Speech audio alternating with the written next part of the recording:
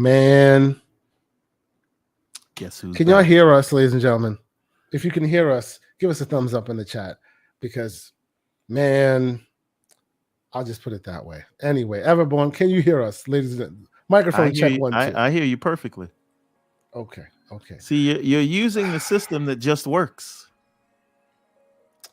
It is what it is, man. We're gonna have to reevaluate the processes that we're using in this thing because this has been ridiculous. Now, Kay, I'm about to shame you in front of the chat because I think of course you are. Go ahead. Yes, chat. Go ahead. Can you ask Kay why he insists on using OBS when StreamYards has animated backgrounds, automatically manages new guests that you can bring in, and you can resize windows for sharing of your screen? Look, benefit OBS has some because you know what it is, because like when you are on OBS, you are beholden to their bandwidth. When you're on StreamYard, I should say, on OBS, you're beholden to my bandwidth, and it's much bigger than StreamYard's bandwidth. Meaning, how was your bandwidth when you just got cut off and you had to start a new stream? That's a whole different conversation, sir. Let us get back to the show proper, because like you said, we wanted to do this for 2 hours. You see how he wants to change the subject when he has to look inward. Look, it's not that I want to change the subject. This whole situation pissed me off, and I don't want to keep dwelling on it. 30 Below says OBS has no games. Yes, OBS has no games. That is for sure. And when they do get games, they're going to put them on StreamYard.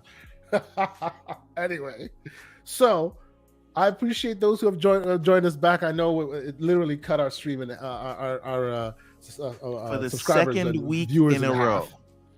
We're not doing that anymore. We look like amateur hour. We were going, with amateur hour, he says. Anyway, let us get back to the show. OBS's fault, not yours. I mean, you did decide to use OBS, but Stop it. Anyway, let's get back to it. Okay. Right, we were talking. You were telling me why you thought it was interesting that they lost their value, but I actually don't think not it's much that ado. Not much ado about nothing. Yeah. Go ahead. Yeah. I know the headline is 10 billion in market value, but they lost more than that at the announce of the Activision Blizzard deal. Right. True. But again, like, investors are fickle, that things are going to go up and down.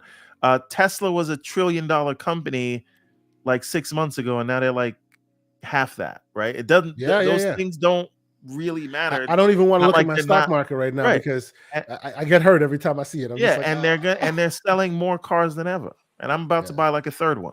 But this man. But you know, the market cap is the market cap. That is just it's not relative to how much money they have in the bank. It is just the valuation of the company based on the outstanding share of stocks that are trading at whatever value.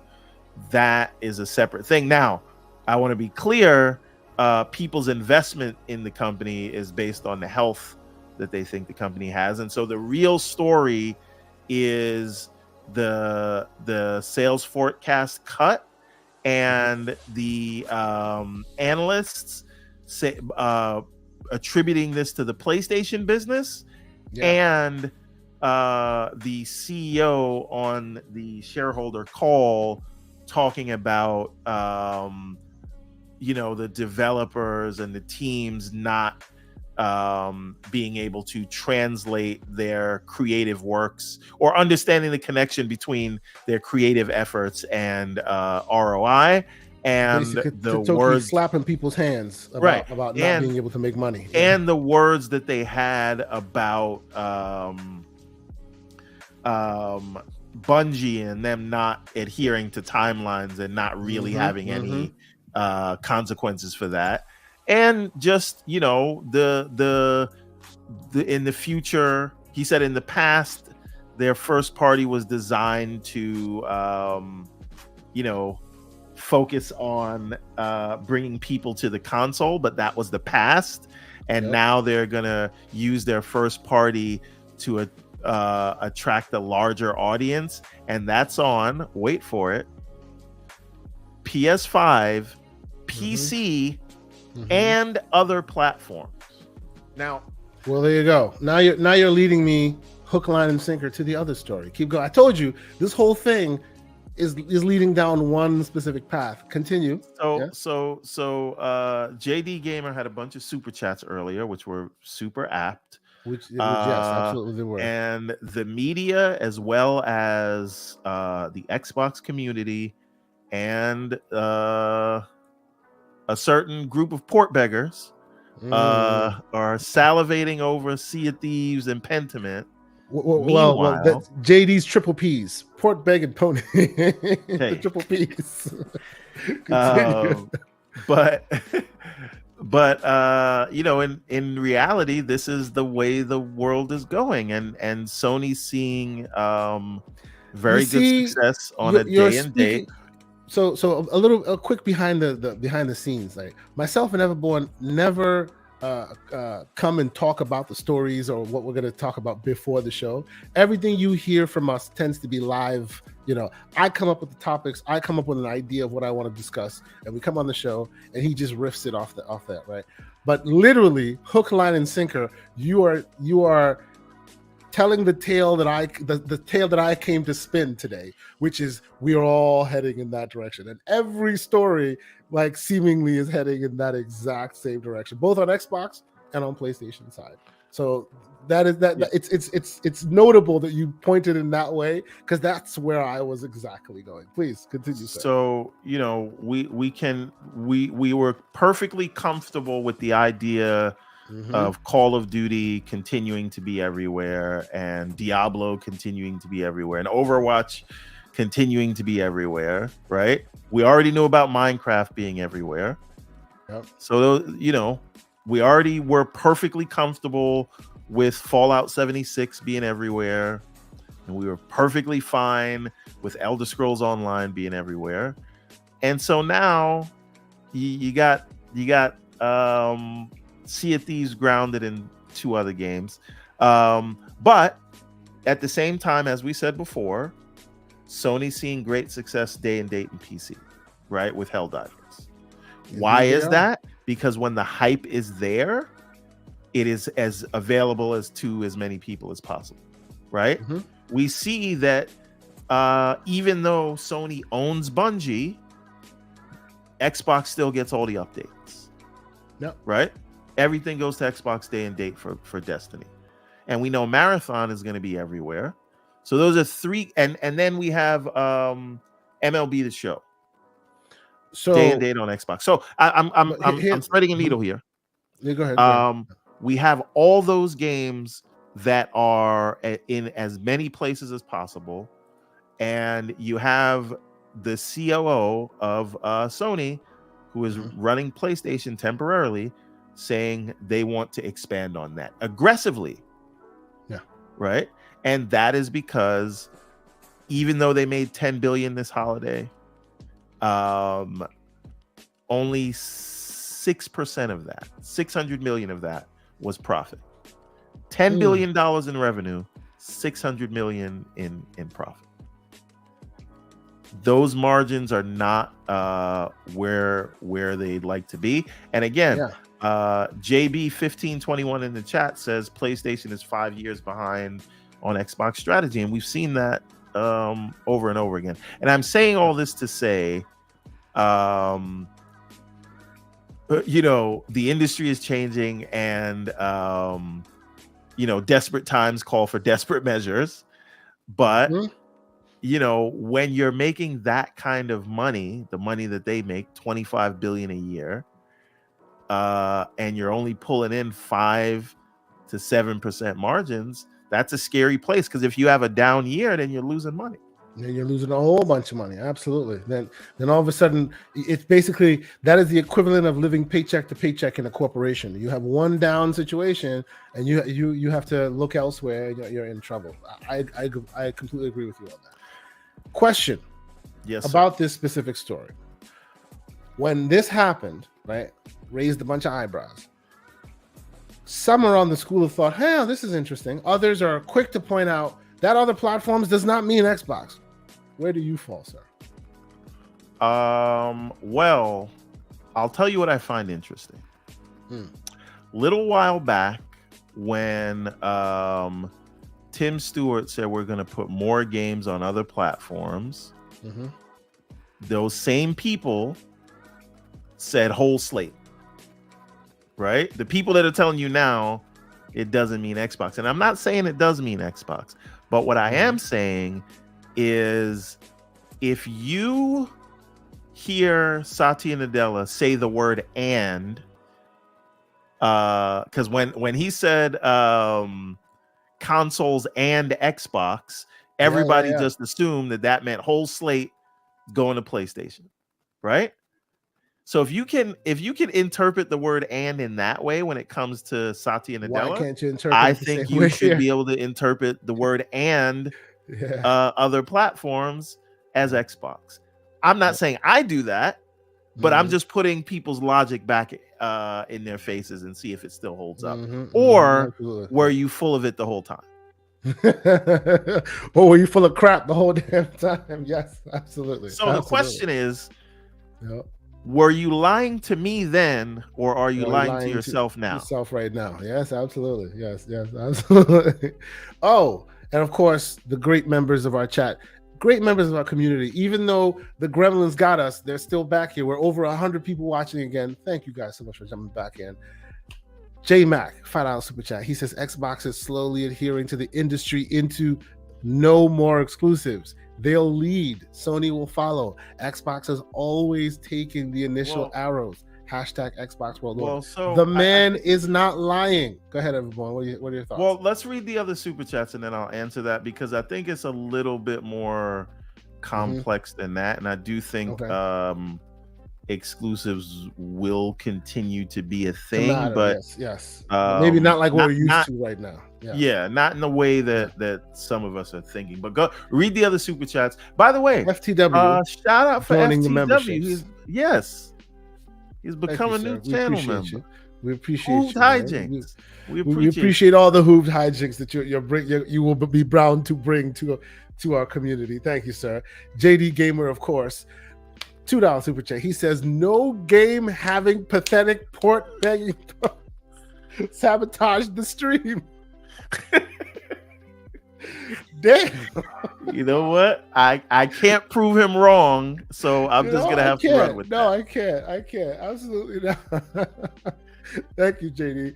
And then, of course, BT Maverick 707, $10 super chat. He says, was not a fan of the one-sided narrative of the media. So happy about games for everyone from Xbox, but not the other way around with Sony and Nintendo making excuses why they shouldn't happen. Yeah, this is where that Xbox tax conversation comes in. You know, people keep pointing to various pieces of evidence to point to that, and this obviously is definitely one of those. It is what it is. We just kind of deal with it. And then, of course, the great post up with a $5 super chat, spitting some facts to people. Please hit that like button. Hit the like button if you're here. We appreciate you being here. We appreciate you continuing to roll with us, even though them damn technical gremlins keep trying to, take the knees away. Y'all are still here riding with us, and we appreciate it. Thank you guys so much. But yes, let us move forward. Go ahead. You were saying that the nuanced conversation that Gerald Mack brought up, saying that they lead from behind and Xbox and PlayStation will follow. You said it's a bit more nuanced than that. What do you mean by that? Yeah. So I think that the console itself is sort of the last bastion of sort of like consumer electronics that are sort of bespoke in that way. Yeah. And that will continue for a time. As long as we let it. Yes. Right. But and I'm not proclaiming the death of the console. I do think it's a mature market.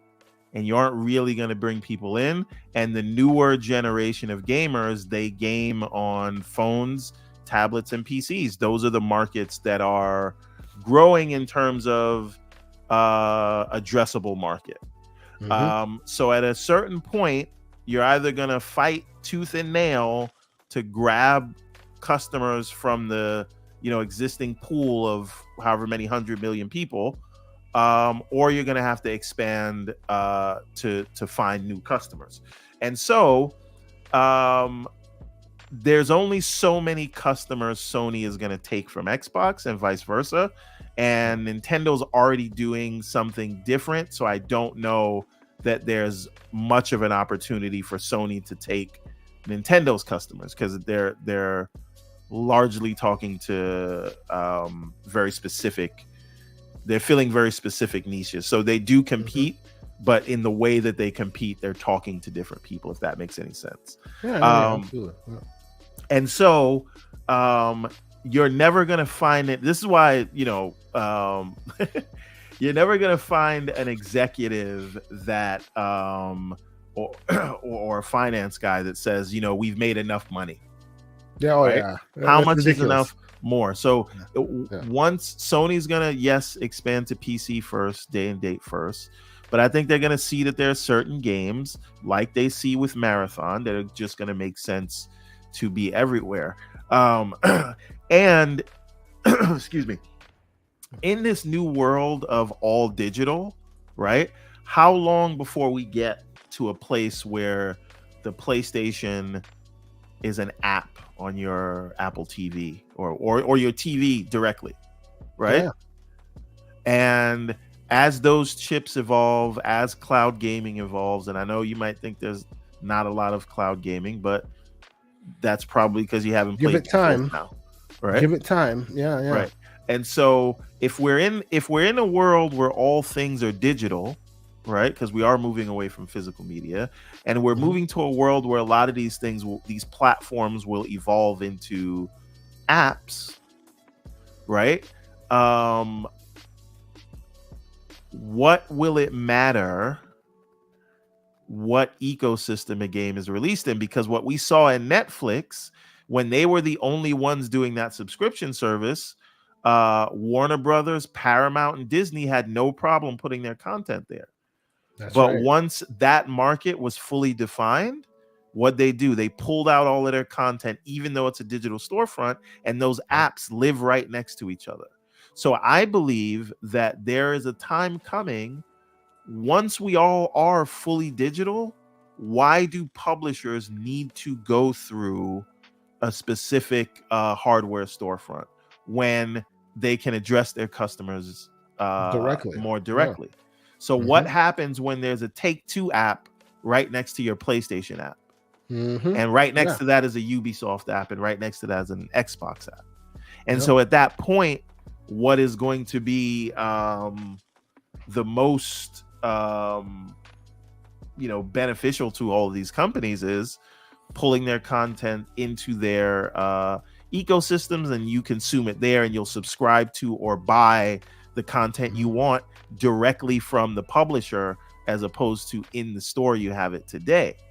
So if we can imagine a world where we're going where, and again, I am not saying that Sony is going to do this right now. What we're talking about is looking 10 years out. Right? Yeah, so Sony would never do that, because Sony is not in the business of being able to do something like that. This is why Microsoft would be pushing them. Like they are capable of taking the arrows, because their shield is bigger than most. You know what I'm saying? Right. So this is the thing that this world we're moving to, and right now I don't like it either, because something rubs me the wrong way about a company that just tried to stop you from getting Activision, lying their faces off, forced you to sell off your cloud rights, and now you're just hugging them up, right? Yep. It is what it is. Yep. It's big Adam 22 energy, if you take my right? People keep saying that. That's like that petty side of me. That does not sit right with me. But if you step back and you look at it from the whole picture, that's right. Yes, it makes makes dollars and cents.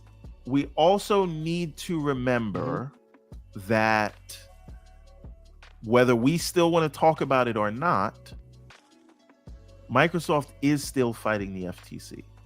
Indeed, they are. And the FTC is still saying they lied about ZeniMax case by case. Yep. And whether I know the deal is done, but that's still a thing they have to deal with, and they could just get lucky by a judge. And now Microsoft is on the hook for more than the $3 billion breakup fee. They bought the whole farm. Bobby K's gone. If they had to spin out Activision now, they'd spin it out for pennies on the dollar. And then they'd have to give them money, operating money to go with. So they, the language I wish was more clear, but I do understand why that language is the way it is. And I am under no impression that it is just these four, but I don't, and we'll come to that story. The whole point of what I'm saying here is, do not think PlayStation with their 6% margins is shielded from having to make more moves like this. They're doing it with 2, soon to be 3 games today. Right? That's Destiny. That's MLB The Show. This is developed by first-party studios for them, and that's on now. And as you're threading this amazing needle, sir, is going to be there. As you're threading this amazing needle, sir. Let's move on to the next one that speaks exactly to the same conversation. Sir. PSVR coming to PC, yes, because the console is not enough. Because the adults are in the room, and what do the adults need? Money. They need that money, and right? keeping the console war going, keeping the loyalty of the hardcore by this is for us, not for you. It does not make dollars or cents. It doesn't, right? It may win out in the streets, but it doesn't win out in the boardroom where money needs to be made. So what? They're doing what they should have done in the first place, and I, for one, I'm very happy. Now, the devil will be in the details for me on this side of the situation, right? How will they implement it? Tell me it's playable in Steam VR day one. You do that, take my money. I'll give it to you right now. Right now. I am the target audience for this thing. I should have had this day one, and them slowing it down by not making it available elsewhere. That's the ridiculousness of it. If you do this and you give me PC day one compatible with all the others, you have my money. I'm sure Everborn Saga, you may not feel the same way. You are not a VR head yourself. Yeah, you dabble in Quest 3, which you do. But this does speak to the broader idea that hardware is starting to become a means to an end rather than the end. Do you disagree? No, it's 1,000%. And the only next VR thing I'm thinking about is the Vision Pro, but let's just wait till they get a few more apps. But this is another avenue to that, right? Instead of using the hardware to drive people back to the other hardware, right? That's not really where the money is made. The money is made on the software. Yep. Right. Content and services is the business. It is not how many consoles you sell. And the reason you have exclusives today is to drive people, towards, your platform. But as the platform grows outside of that bespoke hardware, then the way you look at exclusives is going to be, a little bit different. So J Mac, $2 super chat. He says, "Enemies closer. Enemies closer. Keep your enemies closer." It is what it is. I like to starve my enemies, but oh wow, leave them on the desert. To do what they do, leave them in the desert begging. But Pete, listen, Helldivers Day and Date, PSVR going to PC. The COO talking about more platforms, that just tells you they need to expand, and the way that we view consoles is not enough. Now they are behind, so I think there's a lot of room for them to grow by focusing on PC before they have to look at Xbox. But I think Sony also knows that they aren't really going to lose anybody. Right. Yep. So, we may think of petty Sony, right? But that's not the world they're playing in anymore. And if they see Microsoft, making all this money, right? Mhm. Because here's the thing, and making ridiculous overtures to turn them into partners. But here's the real thing: enemies. You've seen, and again, we have this 10-year time horizon for where they have to give them Call of Duty. But you've seen Bobby K say, "We can take our ball and go home if you don't give us the terms we want." True. Now, if Microsoft has, ABK, ZeniMax, XGS, and they start moving like they have a portfolio, maybe they say, "Hey, you want the next Diablo?" Yeah. Right. Let's have a conversation. You want some of these games that all these people actually like now? Yeah. Maybe we need to have a kickback convo real quick. You give me something, I give you something. That's how it works. So again, they can't do that now because they're fighting the FTC and they've committed certain things. But I think future-wise, if you start using your portfolio like that, then you say, as a matter of fact, I will take the next God of War on Xbox. Right? So good luck with that. Oh wow.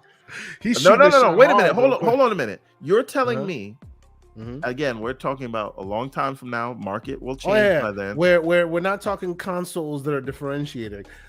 Where the ability to put content on another platform does not require the uplift of porting that it requires now. That's a whole different world right now. Because right now you have to be deliberate. Right? It's not a copy paste to other platforms. But here's a lot of work there. Here's the thing about that. The thing to really consider is that as PlayStation ports all their games to PC, it becomes much easier. It becomes easier to port to Xbox. Absolutely. And I've actually said, you know what? I've said you will see easier Game Pass PC deals from PlayStation because that's really low hanging fruit. Like that is as low hanging fruit as Microsoft seeing old PlayStation code and saying, "Hey, put it out there. We need money." Right? If you make it to Xbox, if you're porting to PC, now the Xbox specifically on PC Game Pass bag looks very lucrative because you don't really have to do much to get that bag. Yeah, especially if you're porting it later on. That's right. So the other thing, I think to I just want to say this, right? Like to me, the future for Xbox is an Xbox OS that is PC based. Now, if you'll allow me to should we move to the next story? Because I feel like I keep veering us off into the direction of Xbox. No. Well, we are definitely going into the direction of Xbox right now because the next story is the rumor and speculation that has been obviously the worst. Okay, first of all, in the world. Who is Xpooter? And that name sounds crazy, by the way. Really ridiculous. So I don't even know why you're highlighting this website. Yeah, it's the site that happened to bring out the worst kept secret in the world. These rumors and speculation are abound. They're coming out with a white Xbox Series X that will not have a disk drive, that will have all of the other updates that the black Series S did. You know what I'm saying? The Wi-Fi So wait a minute. Bluetooth radios they that are kill better. off all the black characters in a certain show, and then they bring out a white Xbox. We should have talked about that during the Halo thing, right? They killed 2 characters off it. That's easy. 3. But we'll save that for later. Yes. Yes, that's what it looks like they're doing right now. On a serious note, no, I don't believe anything in this article because they're talking about it's going to come out in June to July. They can get out of my You don't believe it? Okay. I don't believe anything they're saying. I don't think this is a reputable site. And I'm not sorry. He says, "Sorry, not sorry, son." That's what he's doing. Okay. So, all right. So here's the thing: in the world of PC, no one's thinking about exclusivity. Yes, things are exclusive to certain storefronts, but who cares? You're playing it on the same hardware. I love when Everborn Saga comes to mansplain PC to me. This is great. Go ahead. Tell me this is not for you, sir. This is not for you.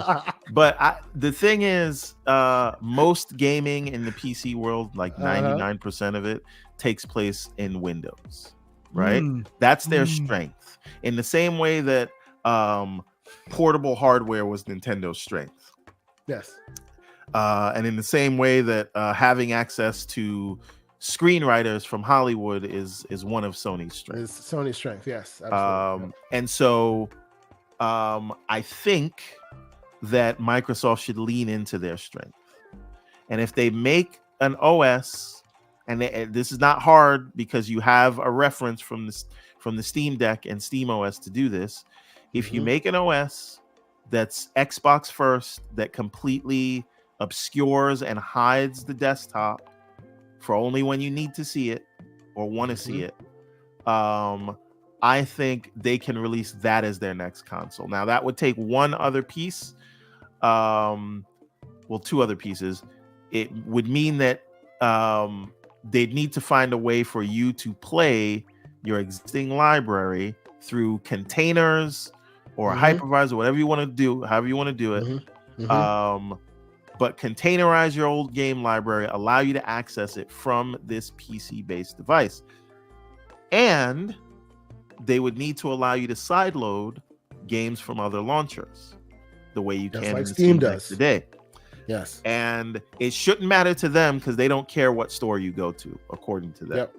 Yep. So if we can get something like that, an OS like that everyone can have on their PCs or their handhelds or boxes that they put under their TV, I think that is a way to mitigate any games that don't come to your platform, because they will come to Steam or they will come to Epic Launcher or wherever, and you can just play them on the hardware that you love from the company that you like, even though they keep disrespecting you. So I think that is the way forward for Xbox as an ecosystem. And I think Dell and Lenovo and all these people can continue making their gaming PCs. But if they have an OS that is a gaming first OS, I think the console people will be happy. Now, you may think, well, how do they do this? I do not think xCloud is going to run on bespoke Xbox hardware blades forever. At some point, actually, it's not part of the stories, but the Xbox community has already heard this. Phil Spencer has actually come out himself and said that to community members, which has been slothed all over the place, that they are definitely going to let you have access to all of your previous content via the cloud. So now, they are switching. I don't know if he said all, from Blade. Yeah, previous, basically. They didn't say all; they're just the previous. Your library is what they said. So it is effectively they are switching from the Xbox in the cloud to proper blades, proper Azure blades in the cloud, in order to make that happen. So here's the thing: if they are moving that to proper, Azure blades PCs, that means they've done something with the licensing that is allowing you to play that game on what is a PC. And they're also if they can do that in the cloud, sick and tired of GeForce Now getting all the roses for having blades. If they can do that now in the cloud, why can't they do it locally? Yeah. And that's a good question. Take things a step further, now if it's running on regular PCs, Azure has a much wider footprint than the xCloud specific server blades, and so I think that will help them with latency, mitigate the latency, the wait times and all that. Right. Yeah. And on the business side, when those servers aren't being used, they can be used for other workloads. So you're amortizing the cost of keeping those servers up and running because they can do other tasks that can make money. So, and I know. Why don't you take JD Gamer's question coming up here? What JD Gamer, $5 super chat. Thank you again, sir. What are the chances of Xbox doing an Xbox One S type spec upgrade to the new digital models coming? So not a pro level model, but still a spec bump, 6 to 15%. I think you may see that by just going to a smaller nanometer thing. So that maybe it won't be. I think that's what you'll get. Just by nature of just them by nature of upgrading the shrinking the dies, you get the optimization of performance upgrades. But like them going out of their way it'll to be negligible, specifically though. do it, it'll be a small amount, but it won't be your 2.5 or 1.5 that you're looking for. It may just be a small upgraded and in a world where consoles are profiled that way and locked into their profile, the dollars and cents of you seeing it on the screen may be maybe a more stable frame rate here or there, but I don't think you see any real uplift from it, because then the developers would have to re-profile and recertify, and you won't get that on the console side. So, like, do I believe that this is potentially a story that may come to pass? Although I agree with you, Everborn, that the source is not the most reputable of sources, right? It is not the most reputable, but a few others have picked it up, which lent a little bit more comfortability on my part that it is something worth talking about. But I do think that when something like this comes to fruition, it won't be worth, it'll be good for those who want the new Xbox. It'll be there, but this isn't the next gen we're looking for. That's a whole different conversation. That's a whole I mean, I'm looking for a handheld, but absolutely. Furthermore, again, I think if we get to a world where, and again, this is a huge ask, right? Because the Windows team usually doesn't play nice with Xbox, but there's a bigger dog there now, so maybe big bank takes little bank, right? And then there's the aspect of licensing, and then there's the aspect of them actually having the balls to make a PC-based console. It's called courage, man. Courage. Haven't you heard Apple said it? It's courage. Yes. So those are a lot of moving parts that I don't know that historically Microsoft has all been able to get right in one outing. So for them to get there, I don't think that's going to be the next thing we see, but I feel like that's what they should be growing towards, because if you can replicate the console experience for us troglodytes, and you can honor people's libraries, and you can allow other launchers so that people can get the games that miss your platform, I think everybody wins. And even if you're releasing your games on competitor platforms, they're just subsidizing Game Pass for us, and we don't miss anything. That's a good option. That is, and that is the future. I think they're headed. The ultimate vision they want to head. The problem is the devil will be between them in the details, and it will rely on them explaining this properly. And historically, they are terrible at explaining things. That needle, that threading that you've done here, brings us to our big story, because we've already spent an hour on the other stream, so we'll spend an hour here, right? And I want to get to that big story, and that part involves a few more stories that we're talking about here, which is the great Jez Corden put together an article, and I think people should read it. But the broad strokes are the future of Xbox. Will history? The title is, "Will history remember the end of console exclusives as the right choice?" And we're gonna get there. And the reason why I'm threading this needle, because we've and as JD Gamer keeps saying, don't let people keep making you fall for that okie doke. Wait till you hear definitively from the sources as to where we are going. But there's still a lot of details out there, and there's still a lot of people talking, and there's still a lot of people that you trust potentially spilling some tea. So I thought, you know what? Let's have that thought experiment, because, hey, when we had the initial smoke of there might be games going over, it went from hundreds of games to 4, but there were still 4 games going, right? So let's have that thought experiment now. Everborn Saga, did you hear what was said on Crossfire by the Mag? I did not hear what was said on Crossfire by the Mag. Okay. That's what's led me to this thought experiment here, because the Mag. Shout out to the Mag, by the way, in case. Shout out to the Mag. The man's prolific out there, and these days he's spilling the tea everywhere he goes. Hey, listen, the cup is out of his hand. Every time I see Mag mentioned in the article, I'm just like, that's my guy, man. That's my boy right there. That's right. Brother. He's doing it. He's become quite the leaker these days. I'm proud of that guy. He's become quite the tea spiller these days. And his latest bit of tea that he spilled, which, let's be clear, right? We've already had the conversation of, until it's defined or explained or comes out of Phil's mouth or Sarah's mouth, it's not real, right? But what was it, yesterday, I think it is. The tea he spilt was because and oh, while I'm having this conversation, shout out to the folks of the Longhouse podcast who had me on Thursday night. We had a great conversation. That's where after that show I happened to watch it. Great conversation, awesome bunch of fellas on there. You know, the Black Viking and his crew. Check out the show if you can. We got to get Black Viking on here. We definitely do. We definitely have to get him on here. During that show, right? We were a lot of back and forth as you do, and then I want to get some stable guys in here too. Yeah, why not? Let's have a conversation. Some stable geniuses. There's a lot of kumbayas over here, right? So let's no. I didn't say kumbaya. I just think you have to expose yourself to differing opinions. So let's get him on here. If we can reach out to Porter Rock, let's get him on here. If we can reach out to OT, let's get him on here. I just want to hear what these guys have to say about some of the stuff. Yeah. All right. Well, let me do these 2 super chats. So actually, you know what? You do these 2 super chats, and we'll continue. Okay. So, Rocket. I don't even know what the rest of that is supposed to say. Syntech? Sure.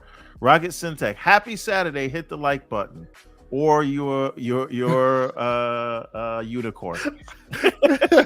I like that. You're a stable genius if you don't. JD Gaming with another $5 super chat. Again, thank you so much, man. We appreciate it. Man. How does the newly announced $15 billion deal with Intel affect the next Xbox and beyond, including game accessory compatibility and possibly portable power? The answer to that is I don't know, because we don't know if this Intel deal is going to be anything for gaming related or it's just going to be AI. And does Microsoft want to trust Intel with a gaming APU where they're not like super versed in that? I think you got to go with what you know, because it's a big gamble in the gaming space and you don't want to be stuck. You want to get handcuffed to a dead hooker, as they say. So, okay. I think only alive hookers. Okay, understood. Good to know. All right. I think you got to.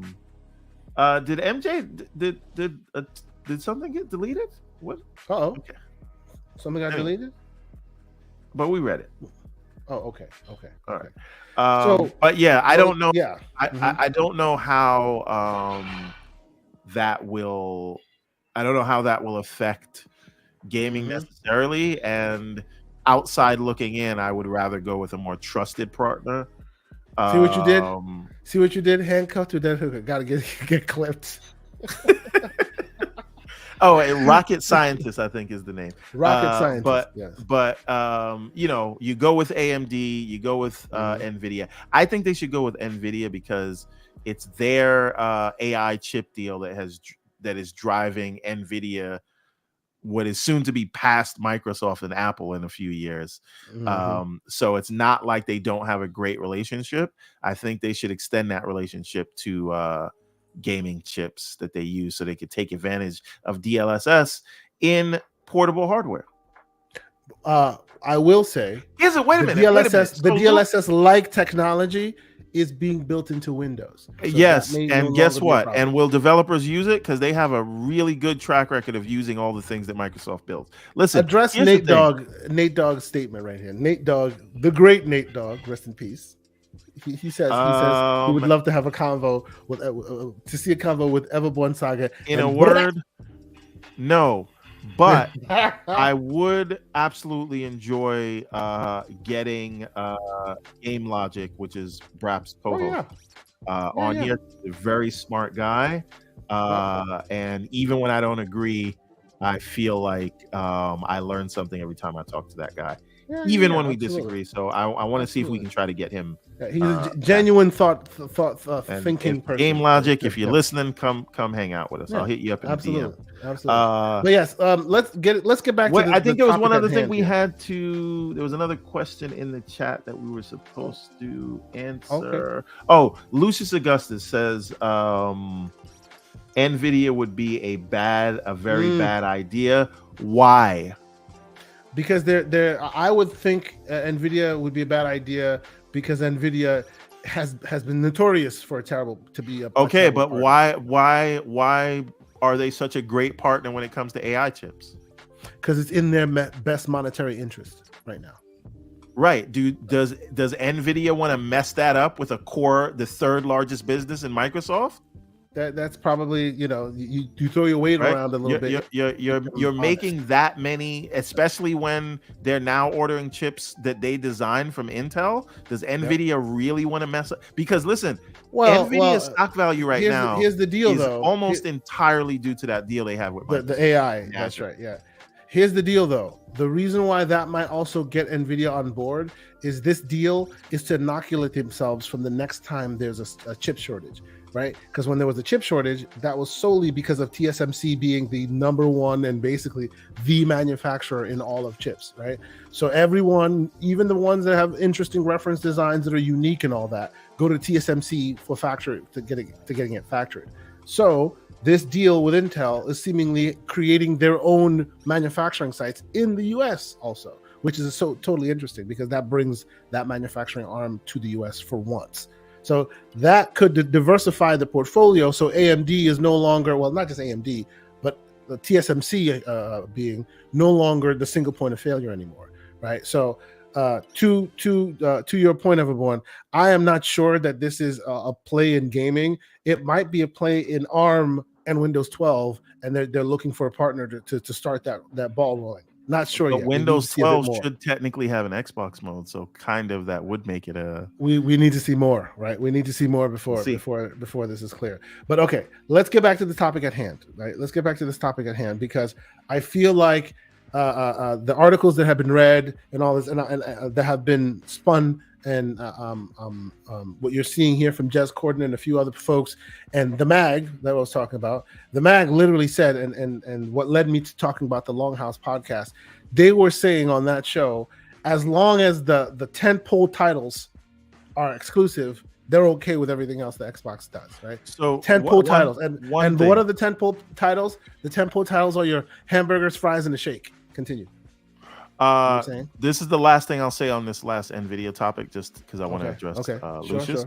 Sure. He says he can spend 20 minutes explaining why NVIDIA would be a bad partner for Xbox, but then you also have to spend another 20 minutes explaining why they're a good partner for AI. For AI and for Nintendo, right? If you can't explain why they've done so great for Nintendo and why Microsoft is in bed so closely with them, you have to explain to me why they're going to risk all of that just to them over. That conversation on a few million chips will be had in the Discord because these are the conversations we have in the Discord, ladies and gentlemen. But let's get back to the topic at hand. I want to smoke. You didn't, but you Lucius, did not hear. I'll see you in the Discord, and if you are a member of the Discord, you can get the smoke. We can get this work as well. That's right. You did not hear what the mag said. But it's been permeating through the zeitgeist, and I'm not saying it's real. Sorry, I was so focused on arguing with Lucius. Sure. I didn't, yes. I'm not saying that what the mag said is real, but the mag has been prolific as of late. And the Longhouse podcast is saying that as long as hamburgers, fries, and a shake, that being Horizon, Halo, and Gears, other platforms. Forza Horizon, you're saying? Forza Horizon. I'd just say Forza because Horizon and Motorsport. Yes, I get none it. of those. I get that. Yes, as long as those tentpole titles are not moving over, they're fine. And what does the mag say on the what the heck is the Crossfire podcast? He said, "Gears of War is coming." So if that is the case, and that's a big if that is the case, that means a lot of people are going to breach. This is going to breach their level of comfort. So I feel like we all need to come here and sit and have a conversation and have that thought experiment. Let's have that thought experiment. Let's say it's Gears.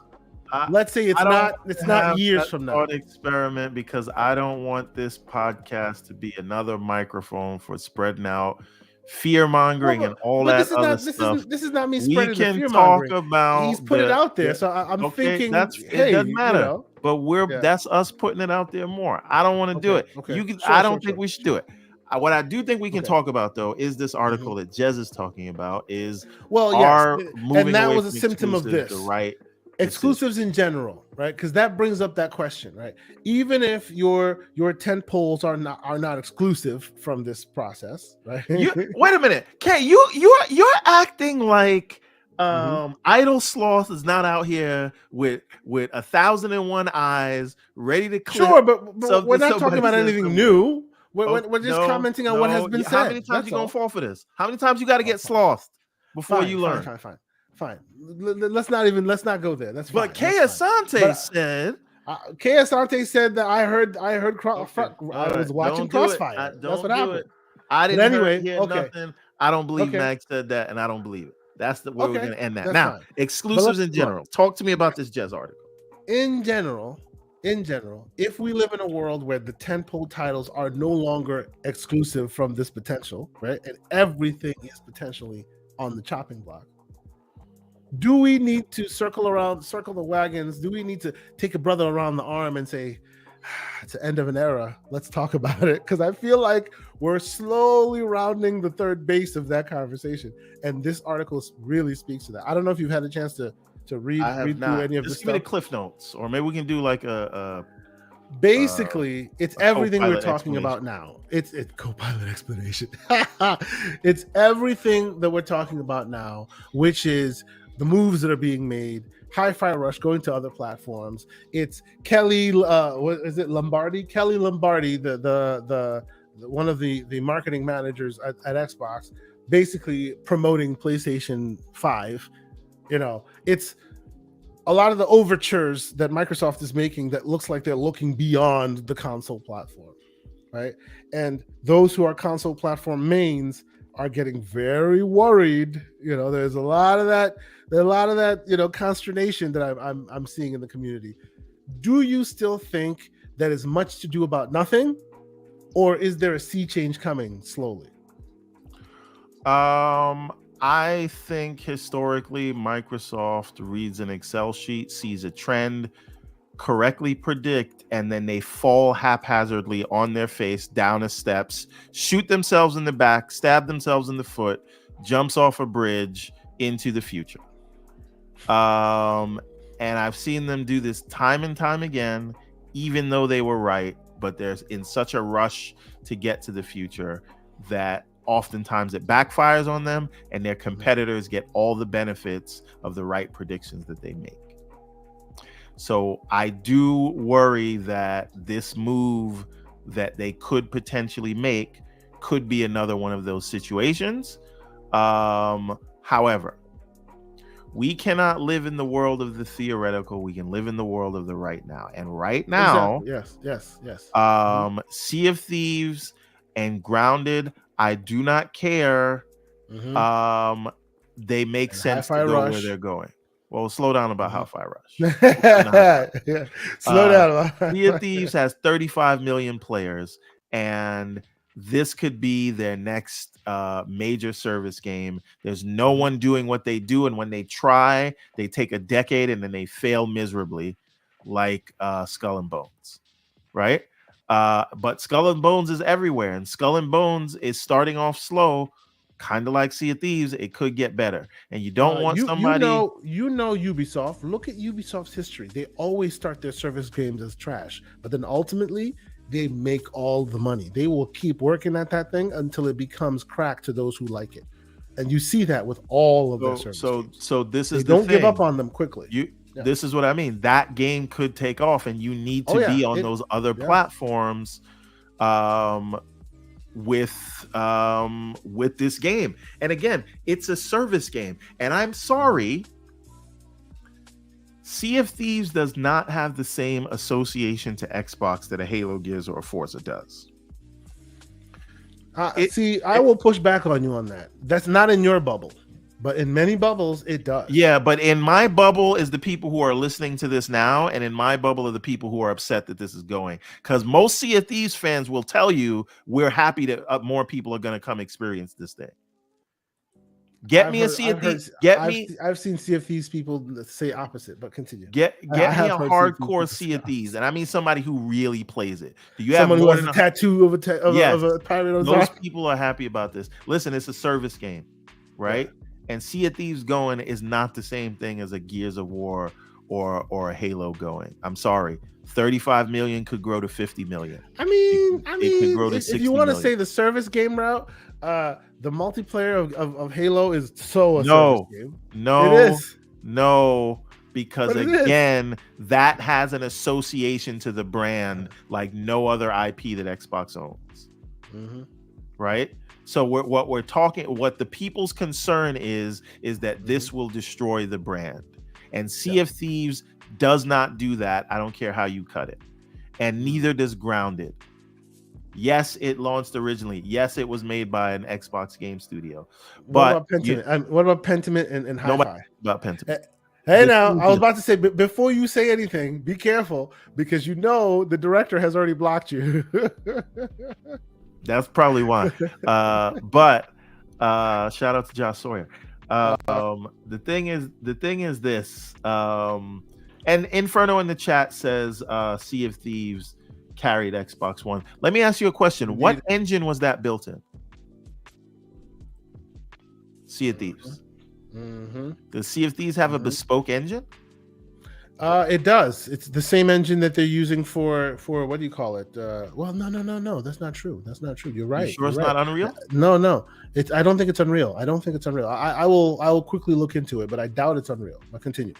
Okay, I'll quickly look into it. We'll figure that out. Let's Google that while I thread this needle. So, I don't think Sea of Thieves going hurts the brand. In fact, I think it helps them, and I think it could be another pillar, a la Overwatch, a la Minecraft, a la Call of Duty, a la Diablo. Ooh, and confirmation: Sea of Thieves was Unreal Engine 4 and is Unreal Engine 5. So I think there's a thread, and of course, here. as soon as I said that, Lord, what's going on, Mr. Infinite Umbra? Yes, continue. So, here is the thing. This is why I'm not really concerned for a Halo going. Now, I know you're going to say something else, Master Chief Collection, but Halo Infinite is a bespoke engine, the slip space engine that is built entirely for the Xbox, and they're holding it together with Band-Aids and bubblegum. The amount of technical debt that they had just to get that out is not going to be worth it for them to port over to the PlayStation. But when it's in Unreal, like Sea of Thieves, like Grounded, like Hi-Fi Rush, I believe that's Unreal also.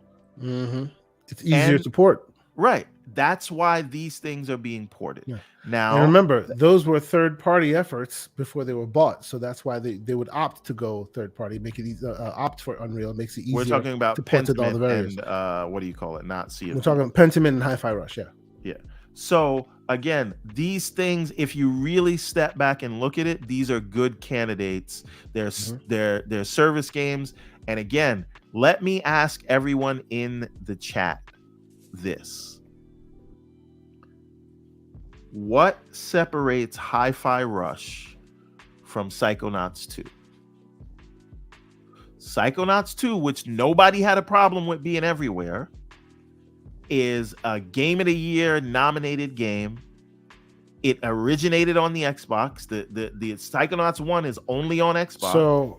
So Lucius says Pentiment was 100% under Microsoft. I think you're mistaken, sir. If you check the timeline, you'll see that a lot of that was built third party, and Microsoft, it was built with them finishing it up, right? Same thing like Grounded. If you look at the timeline, a lot of Grounded was built third party. Obsidian, yes. Obsidian's purchase, a lot of it was built. Grounded as well was third party. Like they bought them in 2017 and they were 2018 or 17, and they were mid. If you look at, and the reason why I say this is because we've looked, this question was a thing. So if you look at the timeline, they purchased them during the middle of Grounded development, and they were in actual development of Grounded, and seemingly Josh was also off making Pentiment at the same time. So at that time when they started pen to paper, they were third party. So just a thought there, but continue, Everborn, you were saying. So and I see people saying Psychonauts 1 was on PlayStation. Was on Xbox. The original debuted as an Xbox exclusive. Xbox exclusive, yeah. And I know there's the lore that they had a Kickstarter, and so they had promised people that it was going to go. But again, it is a smaller game. It was everywhere, and people loved it, but it's a niche audience. So we come back to that slide, which I don't know if you have it. Maybe you can look in the DM with me. Look in the Twitter DM, the one that's just me and you, and see the slide that shows how they're viewing exclusives. And I still think that is the case, which is big service games like Minecraft and COD, and the niche games that really don't make any money, but they are good additions to Game Pass and the critics love them. They're gonna put them on other platforms so that they can make some returns and do sequels on them, right? So in that slide, they specifically show Psychonauts 2. I'm looking at our DMs and I don't see that slide. If you wouldn't mind popping it back up. I'll send it to you again. I want you to put this on screen because I think this is this is important. So I'm saying all of this to say that a Hi-Fi Rush is actually didn't send it to you. Look at me. I'm a fraud. Look at that. I'm a fraud. Hold on. Yep. Let me send. And folks are saying that Josh Sawyer did say that Phil greenlit the project. So yeah, he used it during the acquisition and said like, I'm going to leave if you don't let me do this, and they did it. And it did. Okay. Well, then I stand corrected. Forgive me. Please continue. Yeah, people said so. Wall in the chat, Wall Diggity. Says Devil May Cry is niche if Hi-Fi Rush is niche. How much did Devil May Cry sell? And what kind of budget does Devil May Cry have versus Hi-Fi Rush? Yeah. It's not the same. That is a good question. It's not even in the same like category. So check the DM, put that up on the screen. And I think that's a way for us to kind of think about this. And when Phil said in the podcast, their view on exclusives hasn't changed. Of course, that won't work because it's in Twitter. Of course, you won't get the link. Ridiculous. Okay, copy. Let's see if it works here. So anyway, okay. DMC 5 sold 6 million. I can almost guarantee you, Hi-Fi Rush did not sell 1 million. I know like 3 million people played it, but most of that is because of Game Pass. Yeah, it is technically from a AAA. If you're talking in numbers that way, it is definitely doesn't rise to that level. And I would say DMC has more of a pedigree, right? It's been out there longer. People know it longer as a thing, and because of that, maybe that's why it has it. Maybe that's why the comparison's not so apt, because DMC has had when you tell somebody a DMC game is coming, they know what to expect. There's a built-in audience, whereas Hi-Fi took a lot of people by storm. It kind of set a standard that no one was expecting. This is the slide you're talking about. Yes. So, and this is what they submitted during the FTC trial, or this to the CMA. I can't remember, but green is in the middle where there's high value of exclusivity, right? And green in the middle is new IP, uncertain audience, appeals to dedicated gamers, often single player. So Starfield, which Phil said is not going, Redfall, well, that's Redfall. but on the right-hand side of the spectrum, you have Call of Duty and Minecraft, mass market audience. It makes more sense for those kind of games to be everywhere. And then on the opposite end of the spectrum, it has a small community, niche audience, highly rated. So Psychonauts 2, you cannot tell me you can't replace Psychonauts 2 for Hi-Fi Rush in terms of budget, in terms of critical reception, in terms of small audience. And Pentiment does the same thing. But if we're saying that the reason people buy consoles is for exclusives, no one ever told you they bought a PlayStation 5 for Sackboy's Big Adventure. They did not tell you they bought it for Astrobot, right? They bought it for God of War. They bought it for Spider-Man.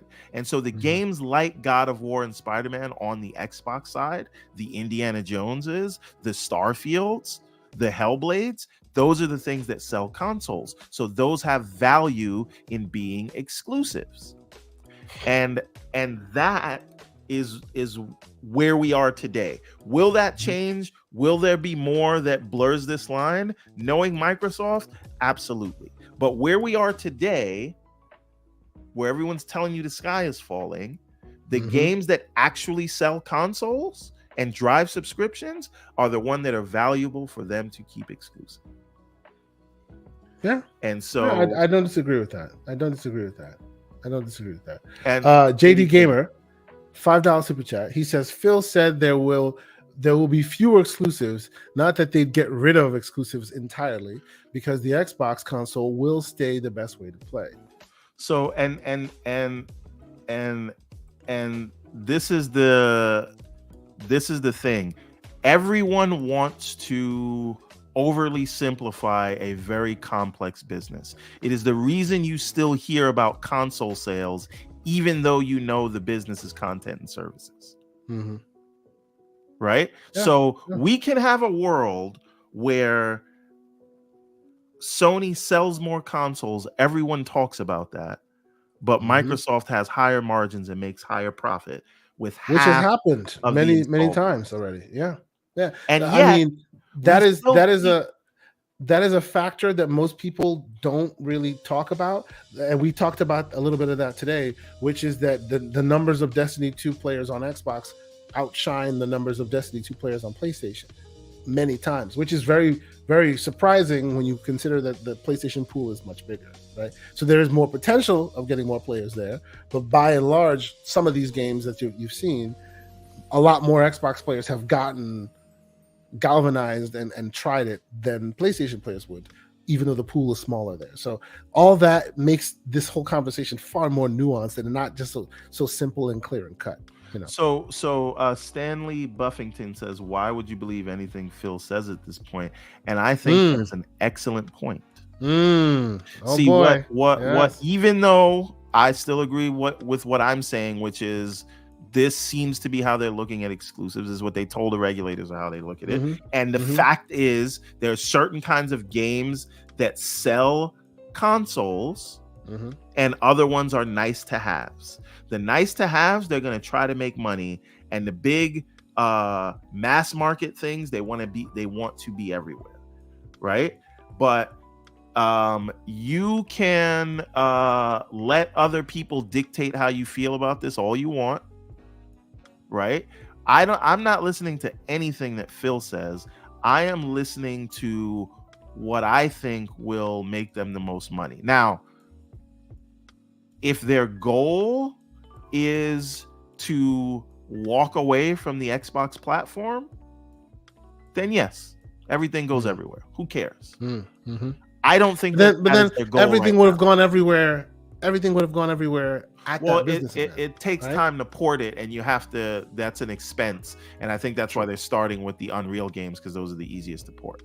And frankly, all those games already had code. They all basically, with the exception of Sea of Thieves, all the others potentially had code. So this is look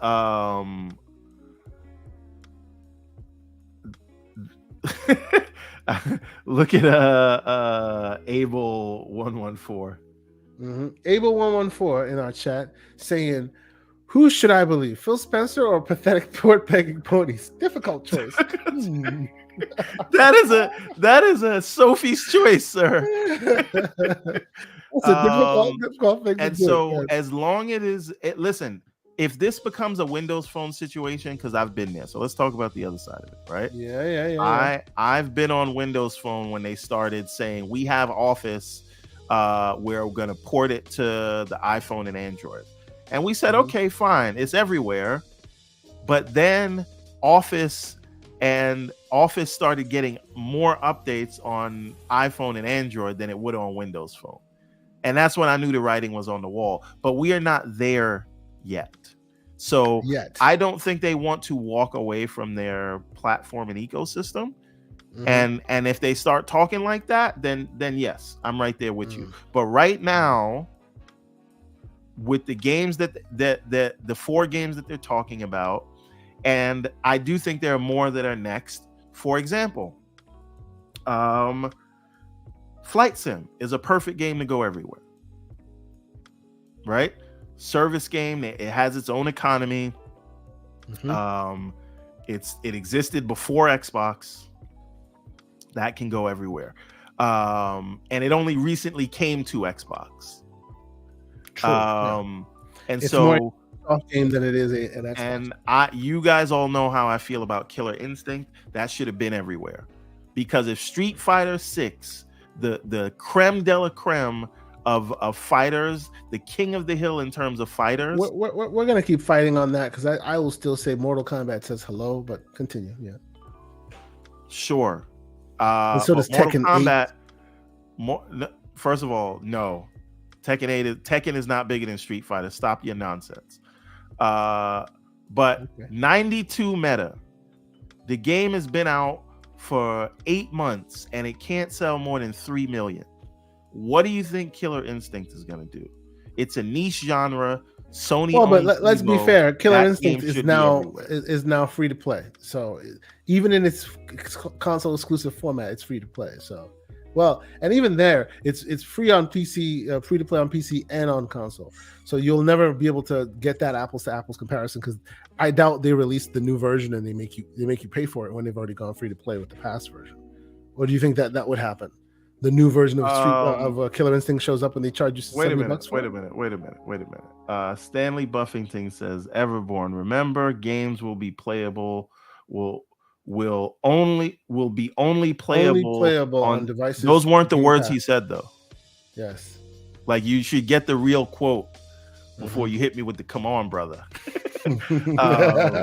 But I take your meaning, right, and I get it. All I am saying is forget about what the corporate suits are saying. Think about, use your logical brain. Do you believe Microsoft wants to completely get out of the platform holder business? And if that answer is no, then it behooves them to have some drivers to their ecosystem. Yeah. And guess what? I don't like that certain games are going, just as a fan and having to sit through 2 years of the FTC because of Sony. So if it was me, I'd give them nothing. But no, I mean, no soup for you, right? No soup for you. It was me. But at the end of the day, the games that are going are not the ones that so far are not the ones that are that rise to your level of anger. Yes. Now, if you told me Starfield was going, if you told me Gears was going, if you said how about Hi-Fi Rush? I don't think Hi-Fi Rush should have went. But again, if we logically look at it, it falls in the Psychonauts 2 category.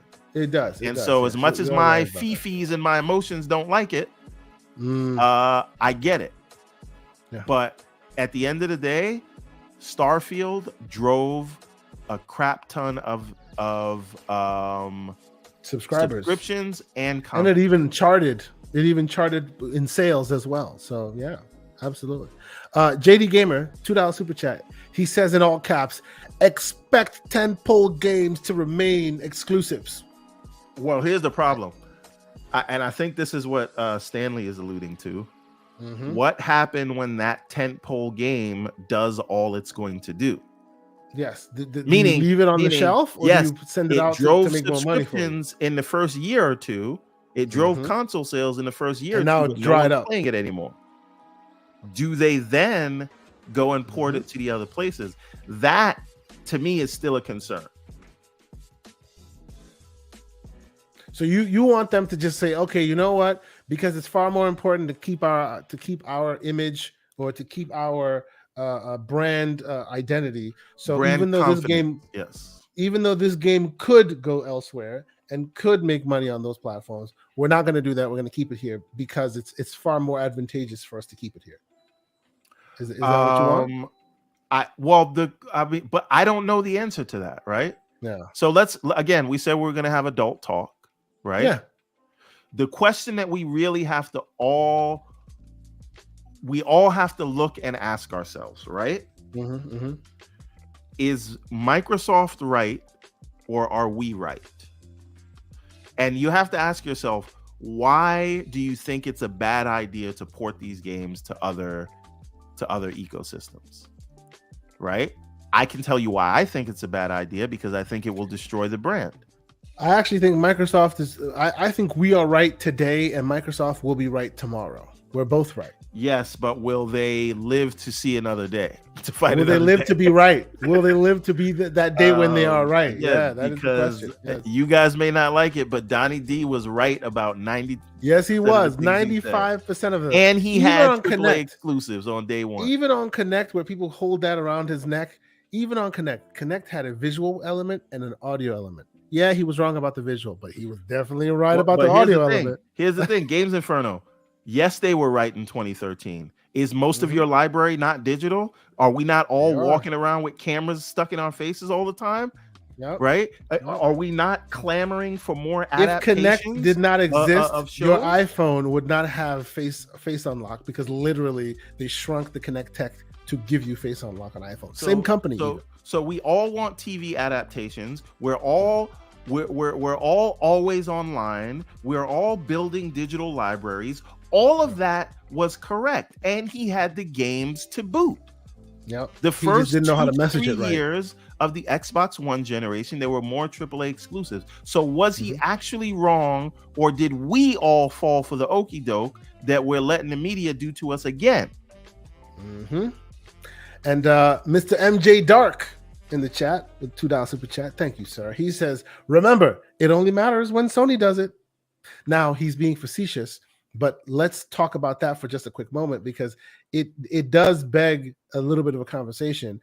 I say that Totoki-san inoculated a lot, like he took a lot of arrows away from Microsoft by coming out and saying what he said right before the business meeting, because had he not said what he said, to console war, right, had he not said what he said, the arrows would have rained down fire like the 300 in 300, where the shields are, and it would have all been fulfilled, because you're wrong. But the minute the market leader says it, as Mr. Dark is saying here, all of a sudden now it's like, I guess we should think about that, because the greatness that is PlayStation has also said the same thing. You know what I'm saying?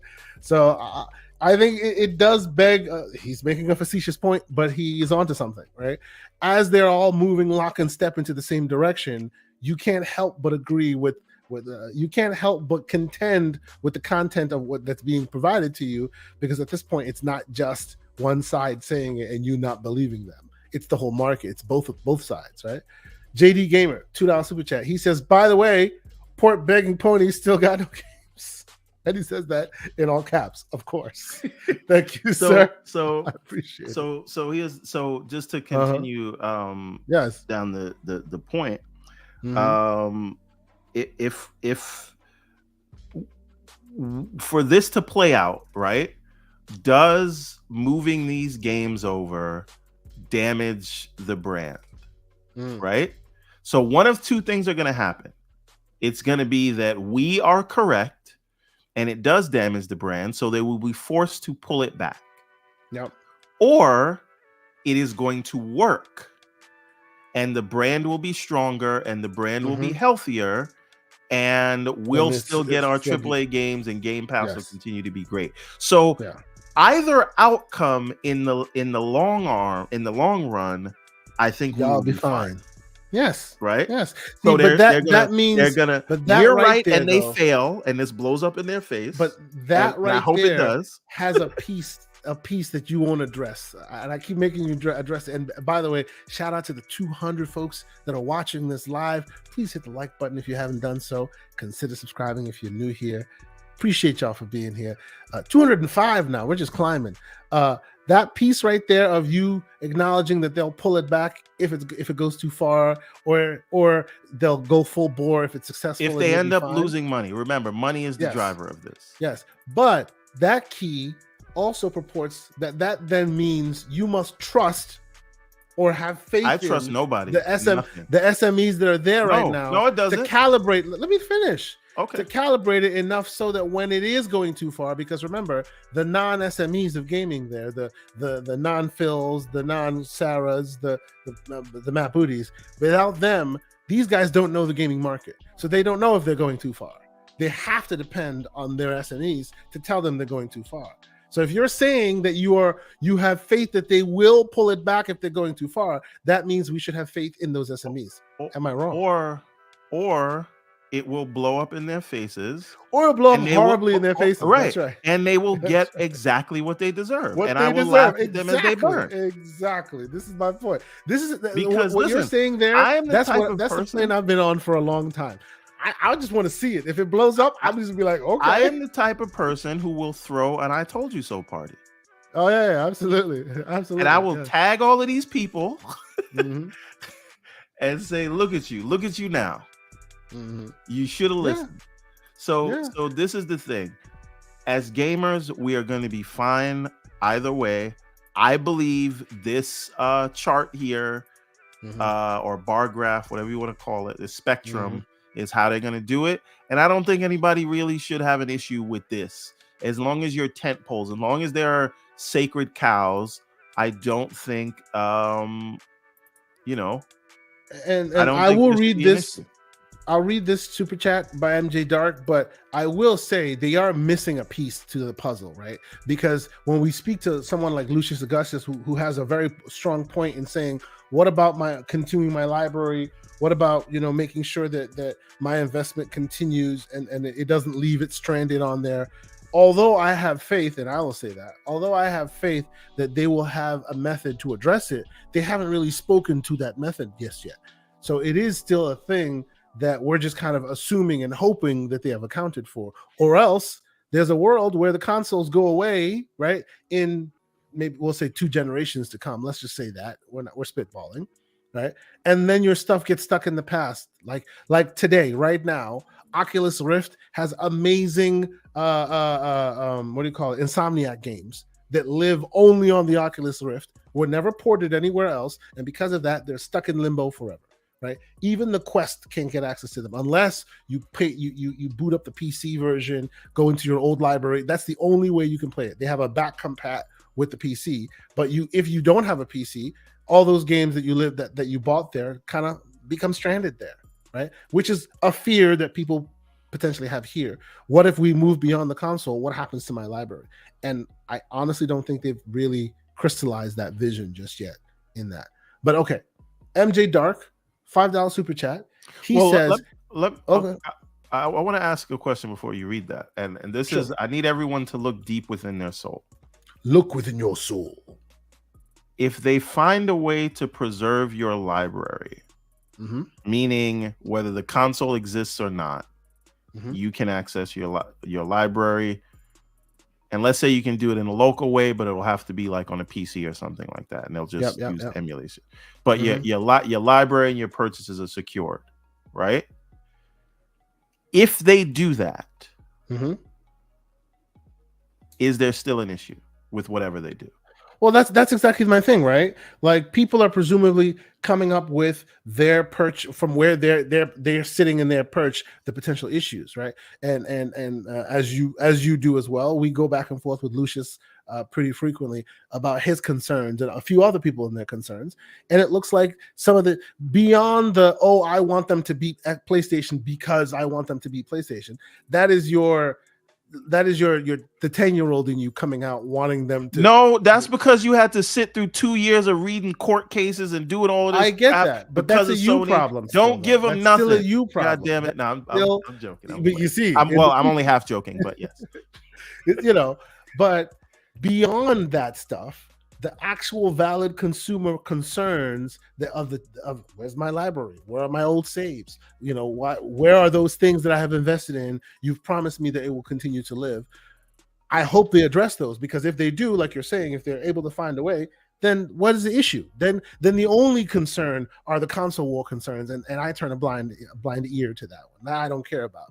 right? But the real concerns of where our libraries live and moving forward and keeping the brand, keeping investment in it, keeping new players coming to it, keeping third parties, enticing third parties from getting into it, all that stuff. Those are all valid concerns that I'm expecting them to check off one after another in order to make this future happen. You know what I'm saying?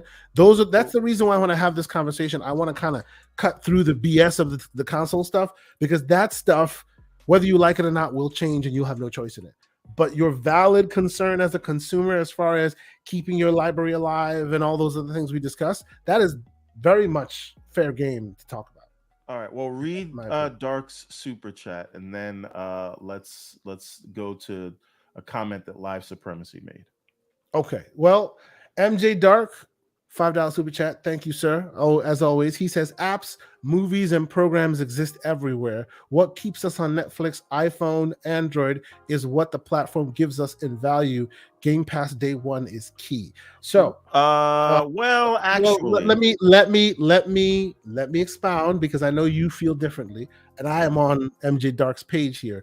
When you come to the ecosystem, like he and I do, where you like, I walk around with two devices. There's an Android and an iPhone. It's a hard life to live, but I deal with it, right?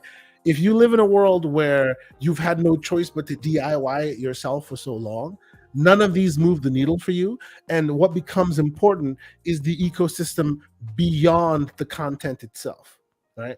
It's not for everyone. Let me be clear. It's not for everyone, right? Because everyone else, the normals, deal with whatever's on that ecosystem. It's what makes that ecosystem. So much so that PlayStation, and I'll say that, like, I'll go on a limb and say PlayStation has had a terrible ecosystem, but great games. And because of that, they've kept you there, right?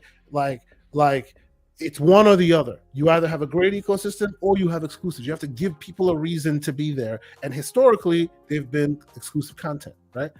But in a world where you, the gamer, do not let the content exclusives keep you or lock you in, because you can play wherever you want, then those other things beyond the exclusive content becomes important, right? Your cloud saves become important. Your, back compat becomes important. All the various little things that are offered on one side versus another side become important, right? And in that world, I agree with him that those pieces in the future world where the apps can live alongside each other, your PlayStation app and your Xbox app and all the apps live alongside each other, those features that differentiate your platform from another platform beyond the content will become important there, right? You were going to say, Everborn. Go ahead and tell us how we're wrong. Go ahead. No, I do not think that you can design your brand around being a bargain bin. It's like you'll be like the Dollar Tree of the video game industry. But again, right? You just heard me say it's not about the content being cheap. The other things that are offered in that ecosystem beyond the content matter. It's not about, it's cheap content here. It's about, hey, my cloud saves are here whenever I want. Yeah, your cloud saves are in Steam also. No, but hear me. Right? Like okay. What do you call it? Quick resume and all these other things. Play anywhere, right? Those features matter more when they are a factor between you and other platforms. When we are all equal as far as apps are concerned. I get it, because exclusive content and all that. But let's take the content out of it. When you take the content out of it, it's like basically talking about two houses that have no furniture in it, right? The room itself and what it features matters beyond what you put in it. But continue. Go ahead. So I don't think you can ever take the content out of it. And what I'm saying is, I was specifically addressing Dark's point. Sure. Which was Game Pass day one is key. Game Pass day one is key for Game Pass to continue to exist, right? In terms of platform adoption, I think you need drivers to the platform, and I just don't think that Game Pass is enough. Now, what I will say is Netflix, unless Game Pass becomes the platform. Why do we keep saying that when they keep saying otherwise?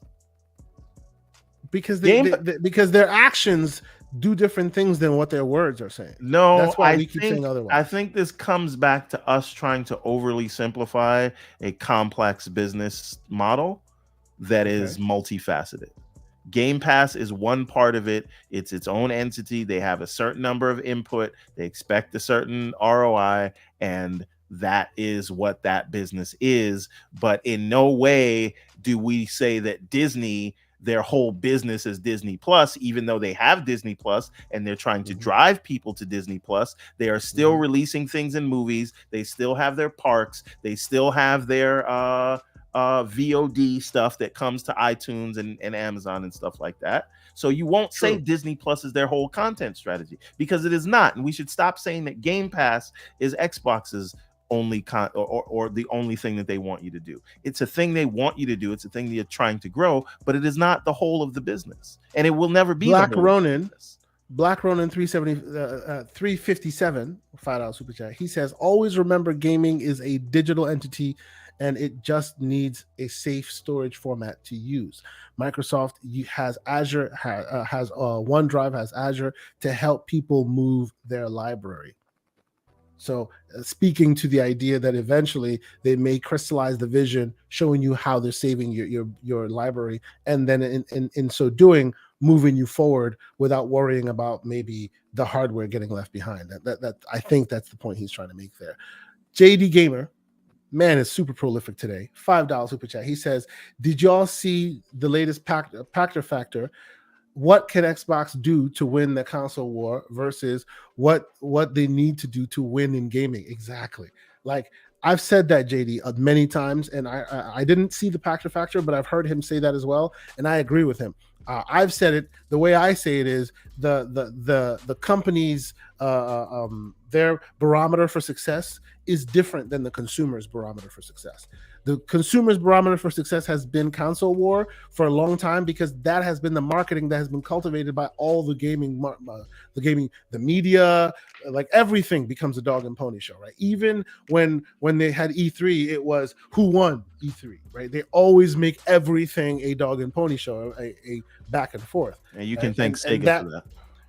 You can thank the gaming industry at this point for that, because everyone does it, right? To the point where the consumers and Sega does with Nintendo. Nintendo, exactly.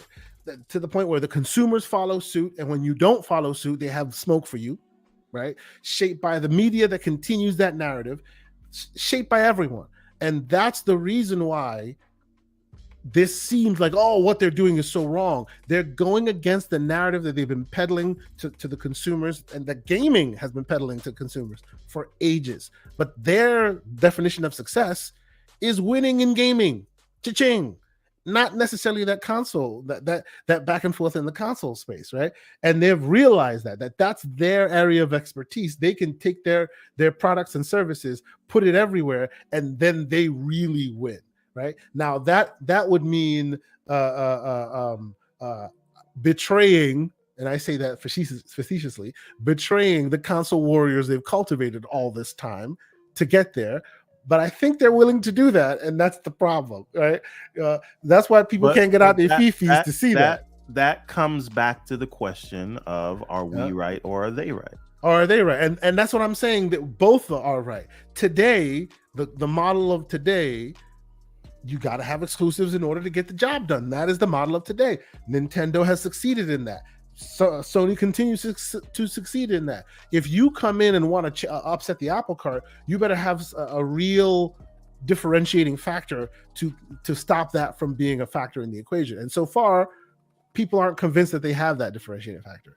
But in the future, they could be right, because when we separate ourselves from the console market, when the console market goes the way of DVD players and Blu-ray players and 8-track players and all these other players, right, in favor of just an app next to another app, now all of a sudden the factory completely changes, and that's where Microsoft might be right. You know what I'm saying? Let me ask you a question. Yeah. Everybody here is familiar with this concept of the Xbox tax or the PlayStation tax rebate, right? PlayStation tax rebate. That's right.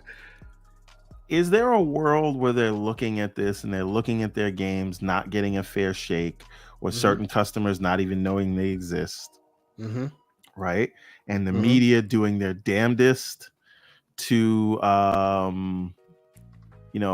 talk down anything Xbox related?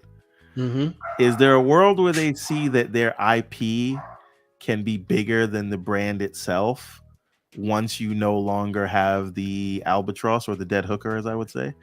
So, and they figure the games will sell more, they'll be more critically rated, they'll do all those things. Yeah. And PC Switzerland, so their ecosystem is going to live there. Yes. To that question, okay, I think, like, and I've said this to some folks before, we talk in the background. You used to remember Xbox Live. It was a big talking point. It was a big marketing thing. The logos were everywhere. It's gone now. Does Xbox Live cease to exist? Of course not. It's just called the Xbox Network. Why? Because they have grown beyond it. It used to be the backbone of the network. Now it's still the backbone of the network, but if it's the backbone of the network directly if you interface with it on Xbox. But they have a bunch of PC customers that don't interface with it there, so it's not advantageous for them to use it as a marketing point anymore. Now it's just a workhorse that works in the background doing what it does, right? In that same way, there will come a time where the console will be the same thing, where those who interface with it still will love it and still will be what it continues to be. And there's a world that will continue to exist. You want a record player, you can still buy one today, but that won't be the main method of entry. And they're looking beyond it. And this is a company that has so much money, they can look hundreds of years into the future and make decisions for that purpose. And it looks like they are willing to take the short-term losses, the short-term bleeding of their hardcore in favor of that long-term potential gain. Unless they can win back their hardcore. That's right. Unless they can win back their hardcore. And Stanley Buffington is saying something super interesting, which is why you can never fall for what they say, but watch what they do. Stanley Buffington says, "Que Asante." That's what MS is saying today. A year ago, they were saying exclusives matter, though. Exactly. That's why you don't ever pay attention to what they say. You don't pay attention to, there's only 4. You don't pay attention to, the PlayStation will never have exclusives anywhere else. Like, it's just think with your fiduciary logical mind, right? Where money is on the table that needs to be made. We're not going to, like, there's a song and dance that happens, right? You don't want to completely alienate those that brung you. But at the end of the day, money needs to be made. And there are no console warriors at the top right now, right? So I do think he makes a super, super intelligent point, right? They say what they need to say today to keep you satiated today. Tomorrow's issue is tomorrow's issue. But again, that goes back to they shouldn't even be doing these interviews, because at this point, their credibility is shot. Is getting shot more and more. Yes. I don't disagree with that. That's why they should not put themselves, I call that bringing themselves to the firing squad. Why do you come out there and say there's only 4? When we all can see that if and when this becomes lucrative and advantageous for you, which, come on, it will become lucrative, you will put more than 4, and then once again it'll be another noose. Yeah, but again, it comes back to okay, these will make money. Will they lose money in terms of platform adoption because of this? The sentiment from the average consumer, the sentiment of pentiment. I'm sorry, what? Turn against them because the media is reporting this whole thing as whole slate. Yeah. So if they do this, I don't know that it's a guaranteed W for them. Yeah. But my question is, if they are right and your library continues to exist, even if those games go over there, and where's Game the problem? Pass continues to be day one. No. I want to be very clear. I have a problem. Okay. But like, if I step out of being, my problem is that I'm petty. Yes. If you step out of your petty fifis, where's the actual real problem for consumers? It is very difficult for me to not be pennies. Step out of your fifis. I know, right. I know, So, and that's why I'm laughing at all this, but- because I cannot but- bring myself to be concerned, and you but- are concerned, but I- even you Sir, can acknowledge I think you that should when you move to San remove that Francisco, concern, and our audience knows what I mean.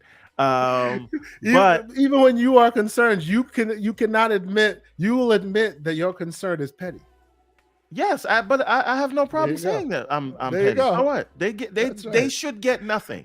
But but if this works and they end up with a more healthy platform that funds more AAA games going into your service, even though these people may get some things, does this hurt you? Because my concern is this will kill the brand and it will cost them money and they will cut bait and get out of the console business. Your concern is we're looking at Windows Phone 2.0.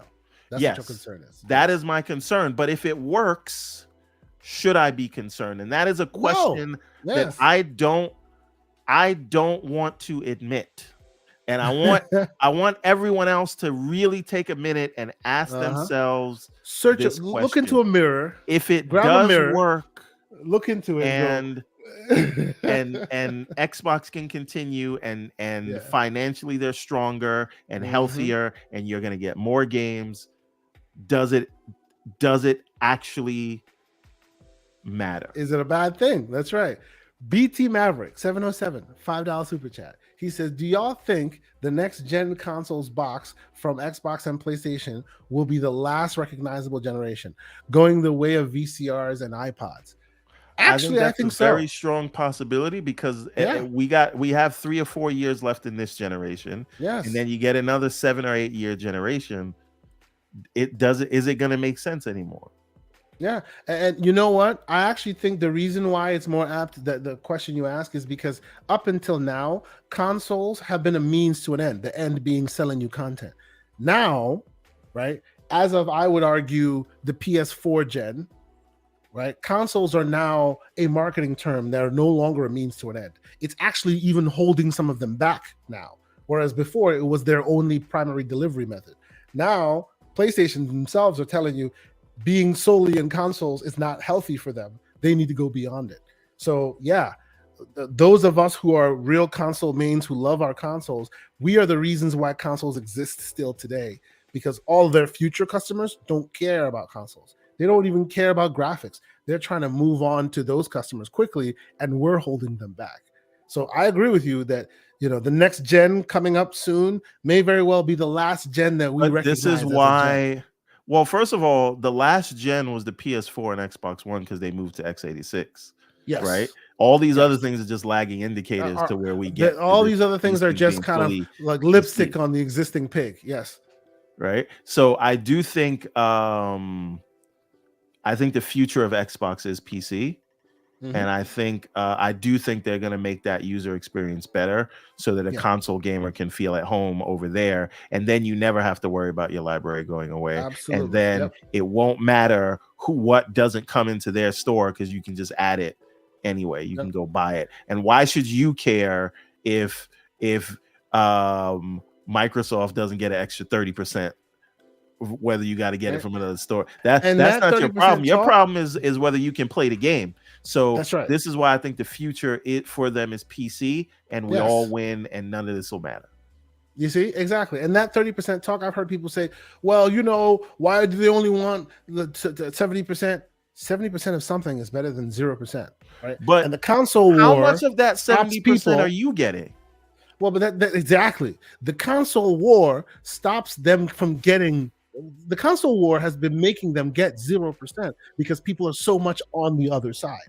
By and large, that console war never works for them. Not in the media, not in the consumer base. Where the console war is console warring, they lose. So now the question is, how can we get away from the console war? So 70% of something is better than 0% of it. Yeah, but nah. You see, and then you can't get out the fifis. No, because these are people, like you're to us from this perch is you are giving the platform that has shut you out of so many things and Yes, I stopped know, I you. know. No, but Yes, you're yes. hand waving it. Like that's why I'm not people hand feel this waving way. it. No, I am not hand waving it. They are hand waving it. Have you not seen that? They are promoting the other guy's box. They are talking about putting games on that. They are hand waving the thing that you guys have been pitchforking all day. They have already started hand waving it. So why are you angry at me? They are hand waving it. That's what they are doing. They And you're didn't put just like, come Starfield on, yet, fight so the they're not fight. hand waving anything. God damn it. They're putting you keep like skipping over hi-fi, like, yeah, I don't like it. But then you move on. They are I mean, I hand don't waving like it. it. Well, That's what they're you want doing. me to sit here and lie to the people? I Do don't you like it. disagree that they Don't are give them hand nothing. waving the problem you've had for a long time and that console people have had? No, They are hand waving it. because again, the petty side says does nothing, but the logical side will be concerned if the tentpole titles go. Sure. Understood. So if Mag was right, then we got a problem. Then we have to come back and have another grown man talk. Yes. Understood. But right now, I only don't like it because I'm petty. I appreciate the self-deference and the acknowledgement of that. That on that I can let that lie and we can move forward. JD Gamer, $5 super chat. He says, to answer your question, Everborn, yes, Microsoft wins in the boardroom always. Use that at a high level to take out these low-ranking fake journalists and co. The question is, will they ever be as aggressive as we need them to be? I think that they need to do about. They need to be a bit more aggressive. He says, think about it with another $5 super chat. Think about money Microsoft can run multiple Super Bowl ads, sweet 16 ads, World Cup ads, all at a level that Sony could never saturate. Saturate the possible player pool and pool mines. Yeah. The problem with that is they have never thought to use their money as effectively as they could. And it looks like that's changing now. Well, Sony is using their money effectively, but they that always marketing budget is it's why they don't got no damn huge. margins. So that's the reason why you see them sell all this money, and the money that goes home is very, very minuscule because it takes a lot of money to put Kratos on a bus, and in subway stations and all of that. We keep saying we want to see Microsoft do that. That's the reason why Microsoft can take a lot more money home, because they don't do that, right? JD Gamer again, $5 super chat. He says Microsoft has rarely had flat out bad ideas, but they often struggled with marketing and connecting with the consumer market. So it takes it to the boardroom. Yes, absolutely. You are 100% correct. And that tends to be the same kind of smoke we give them, right? If you're right at the first time, but you're not able to connect it to the consumer base, and somebody comes out behind you and snakes it out from under you, you eventually end up being wrong. I mean, look at the HoloLens, right? HoloLens was great in its inception, but we all know Vision Pro is going to steal it, right? And a lot of HoloLens tech is in Vision Pro. A lot. There are even certain parts of Vision Pro that are less performant than HoloLens. But of course, Vision Pro is going to take it because they were able to come from behind you and steal the attention, right? It always happens. It always happens with them. And of course, his final super chat, $5. He says boardroom moves could look like Microsoft buys Netflix and merge it into Game Pass, or Game Pass becomes available on all brands of TVs, or it gets bundled into PC. The Netflix merger part, I might not be down, because I think that may be too big of a move right now. But the idea of Game Pass being available on all TV brands and being bundled into PCs, that is not beyond crazy. That's not crazy talk. I think post ABK, things like Netflix become impossible. Yeah. Right. Or the same thing where I don't think they can go after Valve now that they got ABK. It's like you get one of those big acquisitions. So, what is iMill saying? iMill is saying that I don't understand. If Microsoft gets out of the console business, Sony has zero incentive to put their games on PC. That is like not reading the tea leaves, sir. Sony has every incentive to put their games on PC right now because that's where the money is. That's where the biggest pool is, right? Just like any developer looks at, hey, I'm building for console, which is the biggest pool? PlayStation, I'll go there first, right? Any platform or any publisher or any person trying to get money from games looks at the biggest pool. And what's the biggest pool? PC. That is why Sony is going there, not because of Microsoft's incentives or not, right? They are on PC. Microsoft owns that PC, but they have to be very, very like cautious about how they act, because if they pull too much ranks, all of a sudden you're pulling monopolistic tendencies on a platform that's beyond you, which is Windows, right? But at the end of the day, Sony is going to PC because it's lucrative for them, right? And in a world where where Microsoft is able to convince Sony that they're a partner and not a competitor, which means they devalue the console more, which a lot of us are going to hate. Let's just be clear. They devalue the console more. You see what Kelly Lombardi did, and people are like losing the thread. How can you be promoting their stuff? Because when they are able to do that, when they're able to do that successfully, then when Microsoft says, hey, here's a bag for your PC games on PC Game Pass, they're more likely to get that happening, because then they're hoping that they're looked at as a partner, not as a competitor. Same thing they do to Dell, same thing they do to HP, same that whole thing. Everborn, you're going to say.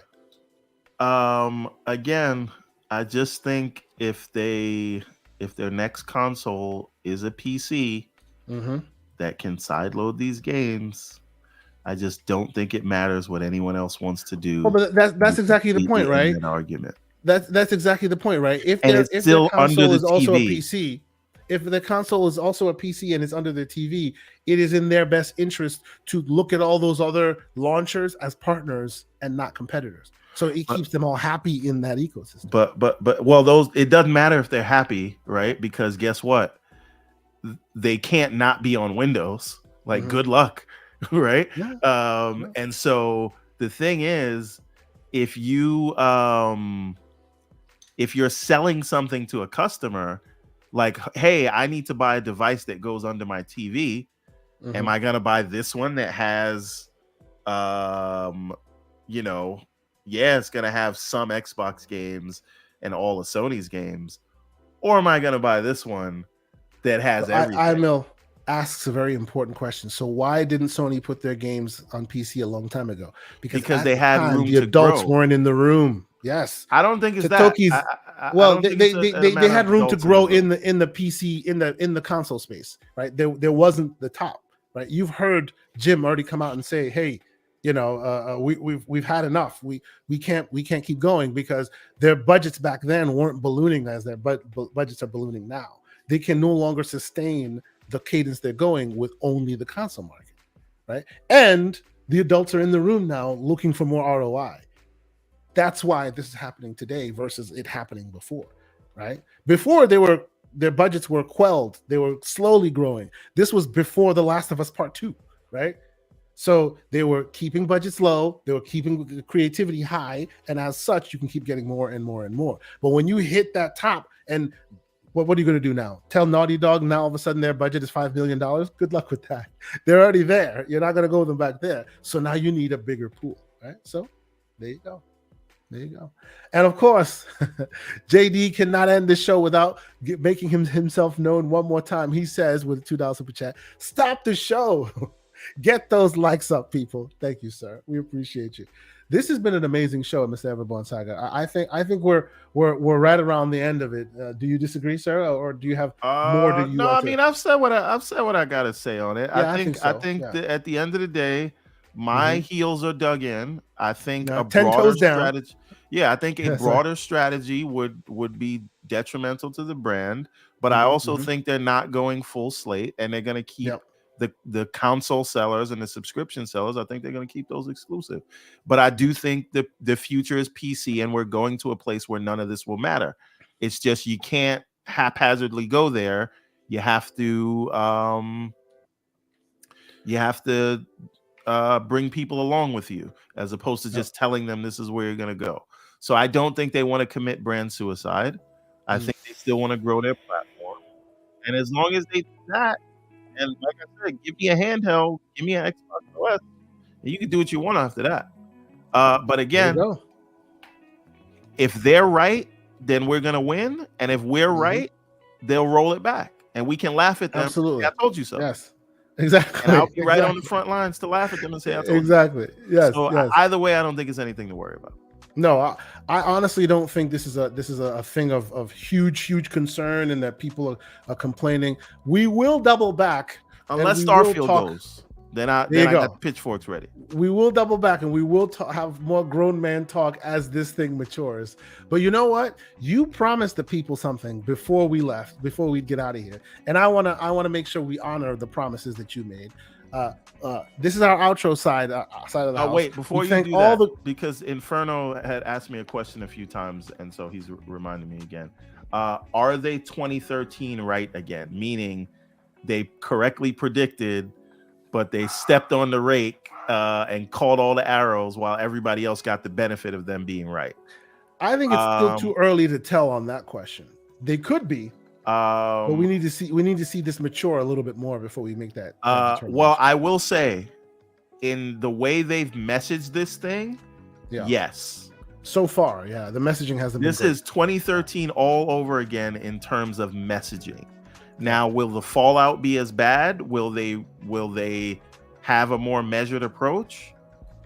We shall see. But like I said, if I'm right, then we get to say I told you so, and they pull it back. And if I'm wrong, then we're gonna win anyway.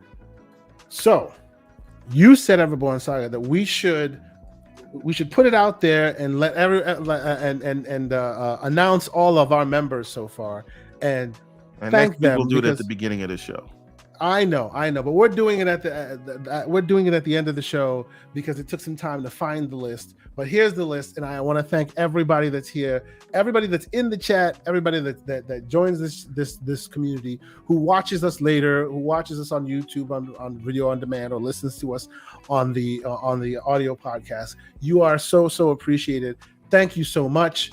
Our earliest members, MJ Dark, of course. The Charge Them More tier, right? We got Big Mad Mo and the Hooved Hijinks tier, the great Gerald Mack in the Hooved Hijinks tier, the OG Pixel Bit, the Pixel Bit G in the Charge Them More tier, Hargeet Chani Charge Them More, of course, the one and only John Wolf in the Missionary Gamer tier, because he had to be that Missionary Gamer, Neil Mental, Beltone, Tim Per 21, Palpatine, Punty 020, It's Timmy, all in the Hooved Hijinks tier. Reese also in the Missionary Gamer tier, and FTW, our most recent member, in the Hooved Hijinks tier. Thank you guys. Is that so much. Are we up to 15 now? Is that we are up to 14 members in our chat. Thank you so much. It's been awesome having y'all be supporters. We're trying our best to grow, and you guys are seriously helping us do that. It has been great, and we will doing a lot more. Join our Discord. We're getting Discord far more involved. The Discord is in the link below right now in the description. Shortly after the show, we will of course put timestamps. I will put timestamps in and make sure it's easier to find, and you'll see this thing on audio podcasts in the next day or two to come. Thank you guys so much for being here. And of course, Charge Them More. Let's go. Not to be outdone, the great JD Gamer joins the Charge Them More tier. Thank you, sir, brother. You are prolific in your support. We appreciate you. This is so great. You know, we will be back here again to have some more grown men talk as more comes out. And I'll have my camera on next week. Oh yeah, no worries, brother. I didn't feel like cleaning my office. I just stand up now, and it is what it is. 2024 standing podcast is what we do every time. I'm going to the gym after this. I got a new routine. Oh, fantastic! Gym after the podcast every Saturday, and the 2 days a week that I'm in the office, I go while I'm out there. Excellent. That's awesome, bro. That's awesome. I need to get back on the routine grind as well. It is what it is. But okay, Mr. Everborn Saga. Before we go.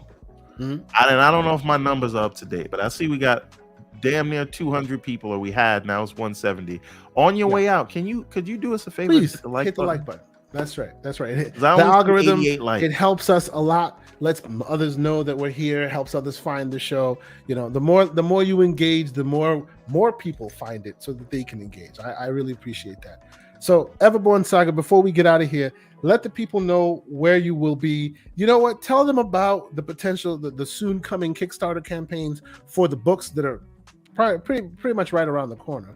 Right? I know that the official announcement is soon to come, but let people know, because people are trying to wait, trying to see when to get engaged in that. And where else that people can keep up with your ongoings this week? Go to everbornsaga.com. If you have not gotten up to date on the books, check that out. Ariel's Adventure Chapter 2 we just finished the last pages in terms of art and lines. So they're inked, they're being colored as we speak. Once the last page is colored, we will start up the Kickstarter promotion, and we'll promote it for about a month before we go live. And in that time, we'll be doing the lettering. So by the time the Kickstarter starts, the book will be done and ready to ship. So everyone that supports that Kickstarter will get their rewards almost right away, just after printing time or whatever. And so that's coming very soon. And like I said, if you're a member of the Discord, which you should be, if you're not already, you can watch me develop the games for this stuff in real time. And then the next book after that, which is actually going to stop me from gaming for a little while, because I got to write the script for the Redlands Chapter 2, as well as a whole new series that we're launching this year, The Remnant. So those are the things on the comic side, and like I said, you'll be watching the game go on in real time. But everbornsaga.com and all that jazz. Excellent. As for me, you'll catch myself, Mr. John Wolf, Monday nights. We'll be here on the Gamers Playground, where we're talking more PC stuff. You guys keep saying it. I might want to do more of a tutorial type thing on this. Obviously, it's very DIY, right? But this is how. Right now, I have Steam OS under my TV. We need to do a video on that. We need to do that. We could plan it or whatever, but I want to see what it looks like when you turn it on, things like that. Yeah. I mean, it's exactly like when you turn on the Steam Deck. Exactly. Like every way, which way possible. Well, you know what? Seeing is believing. How about that? Yes, sir? Absolutely. Because you like to do these technical things and then do all this technical stuff and be like, oh, it's nothing. That didn't happen. No, I want to know that I could just turn the button on and it goes. Well, let's just be clear. There's a bunch of work to do to get this working. But when it is working, look at him. Hit the button and you're done. Look at him. Okay. Right? Because look, in the console space, what do you think? Jason Ronald just kind of puts his wand down and the console comes up? No, they do a lot of technical work in the background so that you can just hit the damn button. In this instance, you're going to be doing that technical work so that you can hit the damn button. So we could do that. We can talk about how to get this thing up and running and all of that. Sony Nakamura asks if I draw or just write. Yeah, I do all the writing, all the creating, all the producing, because I got to find the talent to do these things. All the stuff on the technology side. But the one thing I don't do in the universe is draw. I code, I write, I produce, I fund, but I definitely do not draw. Yeah, can't draw. I couldn't draw a circle if you had a gun to my head. So, ridiculous. That's the answer. But thank you. Check out the Discord, Sony Nakamura.